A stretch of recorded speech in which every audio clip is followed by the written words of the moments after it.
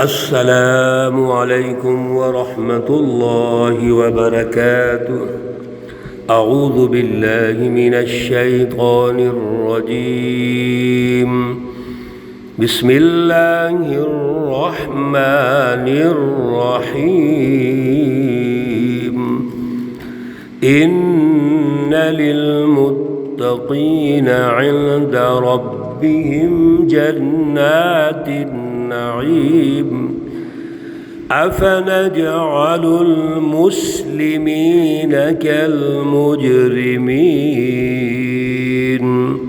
صدق اللہ العلی العظیم۔ اللہم صل علی سیدنا ومولانا محمد النبی الامی وعلى آلہ واصحابہ وبارک وسلم وصلی علیہ۔ معزز سامعین و سامعات، پارہ نمبر 29 سورۃ القلم، آیات مقدسہ 34 تا 36 ہیں۔ اللہ رب العزت ان آیات کا فہم اور شعور عطا فرمائیں اور عمل کی توفیق اور صلاحیت عطا فرمائیں۔ گزشتہ درس میں اللہ رب العزت نے شیطانی جماعتیں، ان کا مائنڈ سیٹ، ان کی فکر، پروگرام، نظریہ، رویے، خصلتیں ارشاد فرمائے، اور اصحاب الجنہ باغ والوں کا تذکرہ ارشاد فرما کے ہمیں سمجھا دیا کہ اپنے مال کو اپنا مت سمجھو، حقیقی مالک تم نہیں ہو، تم عارضی مالک ہو، ضرور استعمال کرو، لیکن اس میں دوسرے انسانوں کا بھی حق ہے۔ جو سوسائٹی میں محروم المعیشت لوگ ہیں ان کو بھی سٹینڈ کرو، ان کا خیال کرو، ان کے حقوق کا خیال کرو۔ میرے عزیزو، رسول اللہ صلی اللہ علیہ وسلم نے صلہ رحمی کے عنوان سے جو رشتہ داروں کے حقوق ارشاد فرمائے، اور پڑوسیوں کے عنوان سے جو پڑوسی کے حقوق ارشاد فرمائے، اتنے سخت ہے کہ اگر پڑوسی کا حق ہم پورا نہیں کرتے، رشتہ دار کا حق پورا نہیں کرتے، تو رسول اللہ صلی اللہ علیہ وسلم نے جنت میں داخلے کے لیے یہ شرط لگا دی ہے کہ صلہ رحمی کرو، ان کے حقوق پورے کرو، ورنہ جنت نہیں ملے گی۔ لا يدخل الجنت قاطع، کہ جو قطع رحمی کرتے ہیں وہ جنت میں داخل نہیں ہو سکتا۔ اور اسی طرح اپنے پڑوسیوں کا خیال رکھو، اور اسی طرح پوری انسانیت کا خیال رکھو۔ ہر جو لنک ہے تمہارا اس کا خیال رکھو، اس سے مال چھپاؤ نہ، اس کو دو، خود بھی خرچ کرو۔ تمہارے پاس مال کہاں سے آیا؟ اللہ کے راستے میں خرچ کرو گے، اللہ اور دے دیں گے۔ اس پہ قرآن پاک کی بڑی رہنمائی موجود ہے۔ آج اللہ رب العزت سچی جماعت کا ذکر فرما رہے ہیں کہ ذرا غور کرو، ایک طرف یہ مکۃ المکرمہ کا ابو جہل اور اس کا مافیا ہے، اور دوسری طرف رسول اللہ صلی اللہ علیہ وسلم اور سچی جماعت، جماعت صحابہ ہے۔ ان للمتقین، بے شک متقین کے لیے، سچی جماعت کے لیے، حزب اللہ کے لیے، عند ربہم، ان کے رب کے پاس، جنات النعیم، باغ ہیں نعمتوں کے۔ یہ چھوٹے سے باغ کو تم نے اصل سمجھ کر، تکبر کر کے، اکڑ کر تباہ کروا لیا، اور سچی جماعت جن کی تمام تر جد و جہد کا ہدف انسانیت ہے، انسانیت کو ظلم سے نکالنا، کفر اور شرک سے نکالنا، انسانیت کو غلامی سے نکال کر، انسانوں کی غلامی سے نکال کر اللہ کی غلامی میں دینا، اور یہ دنیا میں کوئی فائدہ نہیں اٹھاتے ہیں۔ ان کو اللہ فائدہ اٹھائیں گے، اللہ فائدہ دیں گے، جنات النعیم۔ ذرا اگلی آیت مقدسہ پہ توجہ رکھیے، اللہ کہتے ہیں افنجعل المسلمین، کیا ہم کر دیں، بنا دیں مسلمان کو، مسلمان سچی جماعت کو، کل مجرمین، مجرموں کی طرح۔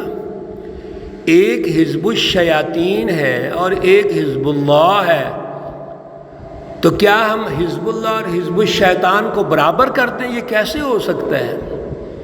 ایک اللہ کی جماعت فرما بردار ہے، اطاعت کر رہی ہے، اپنا تن من دھن سب کچھ اللہ کے راستے میں قربان کر رہی ہے، اور ایک مشرکین اور کافرین اور منافقین کی جماعتیں ہیں، تو کیا یہ برابر ہو جائیں گے؟ کیسے ہو سکتا ہے؟ دنیا میں کبھی ایسا ہوا ہے؟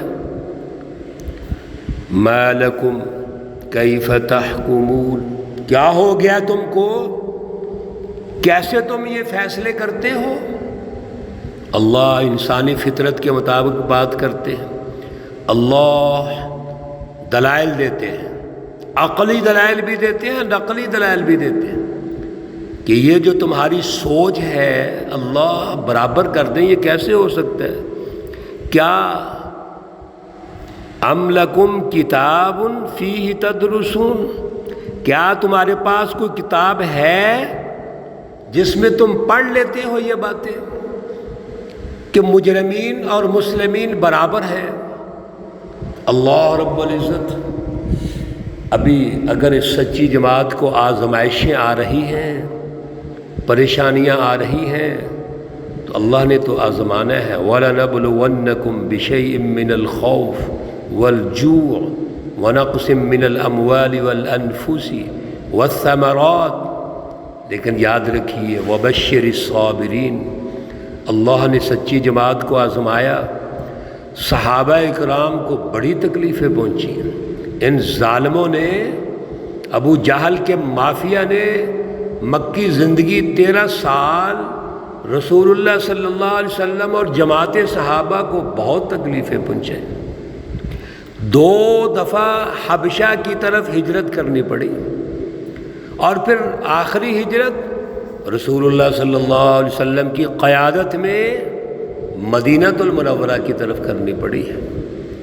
صحابہ کرام کو شہید کیا گیا، صحابیات کو شہید کیا گیا، معاشرتی مقاطعہ کیا گیا، بائیکاٹ کر دیا گیا۔ میرے عزیزوں بڑی تفصیلات ہیں اس کی، تو کیا اللہ رب العزت ان کو تنہا چھوڑ دیں گے؟ یہ مسلمین جو ہے حزب اللہ ہے، یہ تو آزمائش ہے ان کی، اور اس آزمائش پر یہ بڑی طرح طرح کی باتیں کرتے تھے، مختلف انداز میں ان کا مذاق اڑاتے تھے اور تکلیفیں پہنچاتے تھے۔ تو اللہ کہتے ہیں کہ کیا تم نے کسی کتاب میں یہ پڑھ لیا ہے، لکھا ہوا ہے کہیں کہ ان کو اللہ تنہا چھوڑ دیں گے اور تم مجرمین کا ساتھ دیں گے؟ اللہ ان لکم فیہ لما تخیرون، کیا اس میں تمہیں ملتا ہے تم کو وہ لما تخیرون جو تم پسند کر لو؟ یہ تمہاری جو خواہشات ہیں کیا اللہ کے فیصلے اس کے مطابق ہوں گے؟ نہیں، اللہ کے فیصلے اس اعلیٰ پروگرام، اعلیٰ فلسفی جس کو ہم توحید کہتے ہیں، اس کی بالادستی پر ہوں گے، جس میں خدا شناسی ہے، جس میں انسانیت دوستی ہے، اس کے بنیاد پر اللہ کے فیصلے ہوں گے۔ ام لکم ایمان علینا، کیا تم نے ہم سے قسمیں لے لی ہیں؟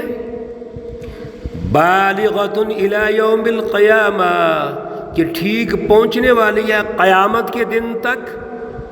ان لکم لما تحکمون، کہ تم کو ملے گا جو کچھ تم فیصلے کرو گے، جو تمہارے فیصلے ہوں گے، اس پر ہمارے ساتھ کوئی تمہاری قسمیں ہوئی ہے، کوئی معاہدہ ہوا ہے؟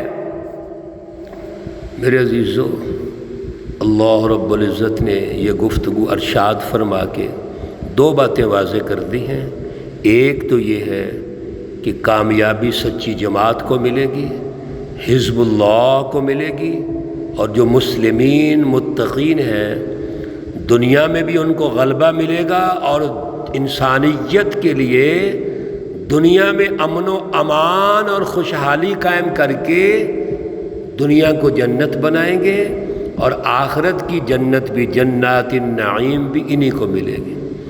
دوسرا، اللہ رب العزت نے کفار اور مشرکین کو جھنجھوڑ دیا کہ تمہارے ساتھ جو ظلم قائم کرتے ہو، جو مافیا بنے ہوئے ہو، سرمایہ پرست ہو، انسانیت کی تذلیل کرتے ہو، تو یہ جو کچھ تم کر رہے ہو تمہارے اعمال کا نتیجہ تمہیں ضرور ملے گا۔